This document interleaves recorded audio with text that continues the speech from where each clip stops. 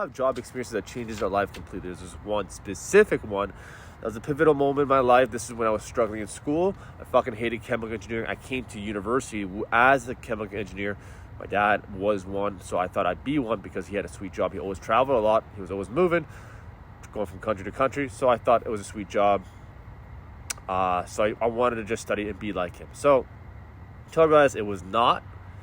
And I basically hated everything about university except the gym. So I was always in the gym. And because I was always in the gym, I ran into a guy named Ben. Ben, he was my boss. Ben basically said, bro, you're always in the gym. You might as well just supervise the gym. I'm looking to hire people. You are here more than you're at home. Fact, I was at the gym more than I was at home. So I was like, shit, okay, cool. I'll take the job. I was like, fuck it. Might as well get paid. I don't want to be a spoiled kid. I want to be able to work and earn my own income. My parents didn't want that. They wanted to be focused on school.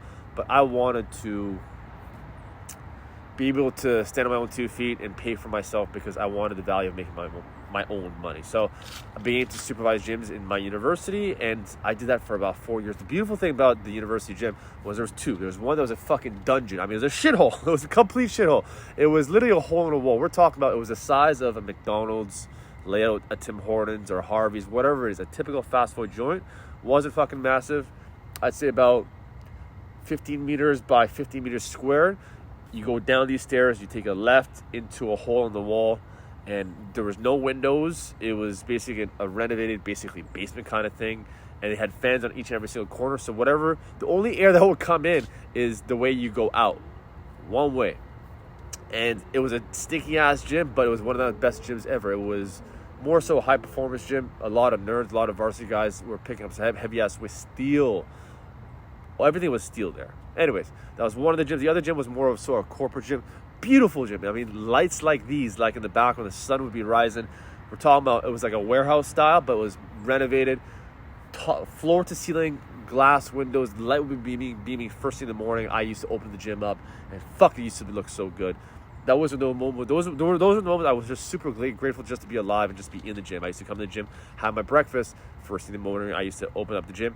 And here's what's crazy: we had a fancy ass scale that was like one of those airport scales. And in those airport scales, it was right beside the desk that I would sit, overlooking all the treadmills and overlooking all the windows with light beaming in. So as people would come in, they would stand on the fucking scale, and I could hear them with the self-talk. It was shit. I'm like, why the fuck would you stand on the scale if you have an issue about your weight right before your workout? The power of a good workout would negate a negative mindset, but most people don't have the willpower to get through a shitty ass workout with a massive negative workout. So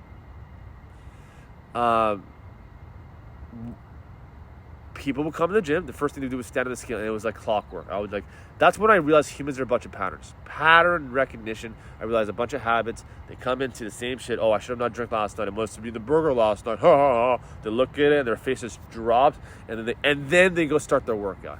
They're literally self-sabotaging everything through a mindset standpoint, and they have to start working, climbing out of that negative mindset.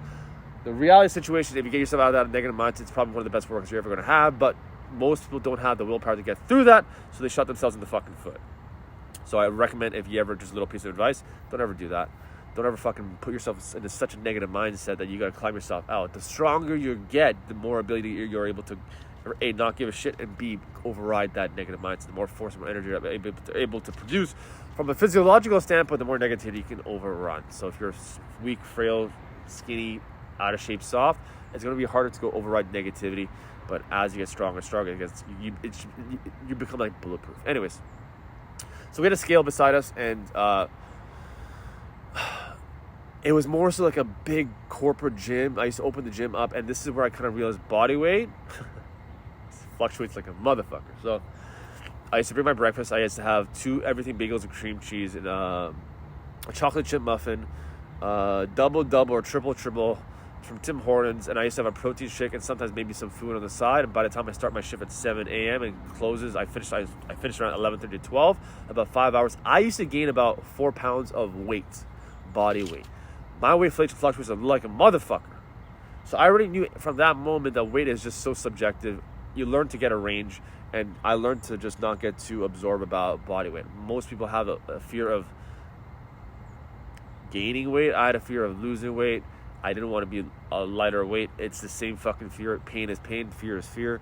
In the end, it's a perception. Reality is how we perceive the fucking idea or thought of the visuals that's coming into our senses that puts us in a negative mindset. So anyways, just a little thought about that. So yeah, this gym was fucking tip top. It had great leadership in this gym. The reason why this gym was so good, this experience was so good, because when I started, there was no trainers. It was shit. There's no equipment. By the time I finished after 4 years, I mean, I've seen about 40 plus people deadlift over 400 pounds, 4 plates, in this small little university town. 40 people, and there's also squats, bench, a lot of other crazy things. I've seen about a 6.5 plate deadlift, 6 plate squat or 5 plate squat. Yeah, a lot of strong fucking people in a gym, and at least 8 trainers. 80% of the trainers had at least a 4 plate squat, deadlift, and bench. You put those minds in a gym, shit, it was fucking synergetic. Everyone was helping each other out. Everyone was fist bumping each other. Everyone was just having a good time. Now, does it matter which gym was better? Yeah, no. The dungeon gym technically has stronger people in it because people who are more serious, who are willing to train in fucking sweaty ass shit, 100%. But I used to like training in the corporate gym because I didn't give a shit. If you let me drop weight in a corporate style gym, I'm going to drop weight in a corporate style gym and do my workouts. I just said there's light coming in, which is great for my fucking mood, and I'm gonna good air conditioning, and you guys let me do everything I can in the fucking other gyms. So I was lifting always in the corporate gym style gym. It wasn't the corporate style. The rules were different. In other words, the styling was the same, but the rules were still more so a high performance kind of mindset because we had great leadership. Our boss was just like, oh shit, these kids are fucking nerdy as fuck, smart as fuck, enthusiastic, and she was just like, be creative, do whatever you want. And that's where I learned how to teach how to squat and deadlift like a champ, because I had nobody supervising me. It was basically just like open gym, socialize, practice. That's why I'm not your average trainer. I'm different. I know I'm fucking different because I don't operate based off how the rules and the constraints of conventional wisdom and trends that you generally see in this today's society when it comes to training. I know it works. I fucking know it works because I see different people go from 4 years from start to end. Varsity athletes, doesn't matter if you're gymnastics, doesn't matter if you're fucking cheerleading, doesn't matter if you're fucking football, doesn't matter if you're fucking track and field, it doesn't matter if you're fucking dragon boat, it doesn't matter if you're bodybuilding, fitness, physique, it doesn't matter, or just an average trainer or a power lifter. When you just see the principles in the gym at works, you begin to realize there's a lot of trends out there. You visually see what works, and you would have conversations with everybody in the gym. Hey, bro, what are you doing? What are you doing? What are you doing? You realize it's just a bunch of principles. To get lean, to get stronger, to get fitter, you got to understand strength, power, mobility, flexibility, stability, and endurance. The right order is flexibility, mobility, stability as a foundation, endurance, next, strength, and power, like a pyramid. Once you understand that, you're able to climb the pyramid a lot higher. If your foundation is off, like the Leaning Tower of Pisa, in other words, if you have the wrong amount of flexibility, mobility, stability along your joints, then as you get higher and higher, you're going to hurt yourself, and eventually you have to go back down, reevaluate your foundation, which is your flexibility, mobility, stability, and then you can climb up a lot higher. It doesn't matter what the fuck you do. It doesn't matter. When I had conversations with the people who were successful in the gym, I realized they were operating based on principles. Nutrition was more so macros, protein, carbs, and fats, calories, simple shit. And when it comes to getting stronger, it was more so rep ranges, tempo, simple things like supersets, drop sets, cluster training. Those are more so ideas, but it was really more so just force over time within a specific end range, which applies to your basic understanding of physiology. That's basically how we operate. A lot of our wisdom and intelligence came from a good kinesiology program. We had a phenomenal kinesiology program. We actually had a few great pros. Some of them who trained Olympic athletes, a lot of high performance athletes, top tier. We had a seminar once with one of these professors who trained a lot of these athletes, and he had his knowledge base was more so like, he put a picture up of one of his athletes that he's trained. He's like, she's a silver medalist in the Olympics, a sprinter.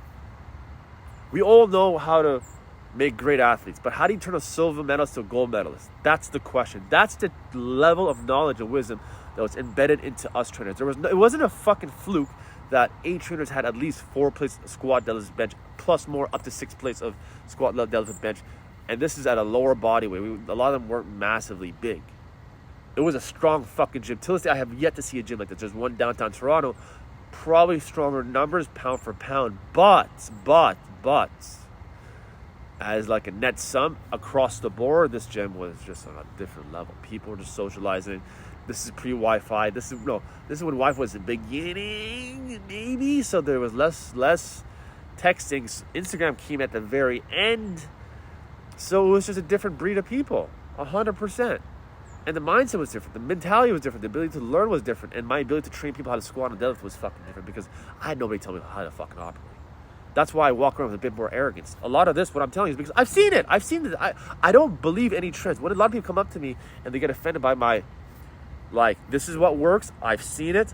It doesn't matter if you're a cheerleader, a bodybuilder, a football player, a track athlete. This is just the principles that have worked. I don't know anything that's outside of this because I'm just going based off the laws of the universe. And then when I practice how to teach people how to do the hardest exercises, squats and deadlifts at a distance, they don't have to be with me every fucking session. But I guarantee a lot of people, it doesn't matter if you're, as long as you're structurally sound, I can guarantee 135 pounds squat and deadlift within 1 to 3 months. I have not failed with that with anybody. If you stick with me for 1 to 3 months, consistently, I can get you to 135 pounds squat and deadlift. And who gives a fuck about a squat and deadlift? So I don't care about squat and deadlift. I just want to get rid of my body fat. If you can squat and deadlift 135 pounds, which gives you enough, those are the two hardest exercises, which means you can build the most amount of muscle mass to get the most amount of strength. If you can build the most amount of muscle mass and the most amount of strength by doing squats and deadlifts, which builds your legs, which builds a physique, which every girl fucking wants, which also builds great posture because it works all your backside, which means you're going to burn a lot of fat and build a lot of muscle tone. And you learn the hardest exercises first. Then you can learn machines too if you want to learn machines. And those are just really easy to use. So I'm very confident with my skill sets. So I know how to operate 100%. I'm not nervous about training these things right away. So I had that. So when I went into the average world and I had to operate in corporate gyms, I was a bit of a rebel. I was a bit of a punk in that way. So it was a good thing and it's a bad thing because my ability to just break through rules and just operate and perform at a high level by bringing something that's average people don't want to learn high performance, but as they go through with it, they don't give a fuck about high performance. They just give a fuck about motivation, getting rid of the body fat. They don't know that opening your hips up increases your hip mobility, which increases your range of motion. By increasing your range of motion, it gives you the ability to contract and stretch a muscle more. Because you can contract and stretch the muscle more, it gives you the ability to build more muscle mass and burn more fat. They don't give a fuck. They don't know the domino effect. They only just see the end result. I want to get rid of body fat. How do I get rid of body fat? But it's my job as a trainer to make performance sexy. And I learned that. I learned how to do that. But in a corporate gym, there's a lot of rules and just mentality, a lot of dog-eat-dog mindset. That's not every corporate gym. It's not every gym out there. But there's a lot out there. So that's why I'm different. I know I'm different. Not only I know I'm fucking great at what I do. I'm different. But it's just like I'm not special. A lot of things I learned were from trainers who were a fuck ton more smarter than me. Fuck ton. One guy knew another Ben. He's a fucking genius. I picked his brain like a motherfucker. We became good friends. So, just a little tip, little rant in terms of I'll make a lot more videos about my experience in this gym because this gym has transformed my life 100%.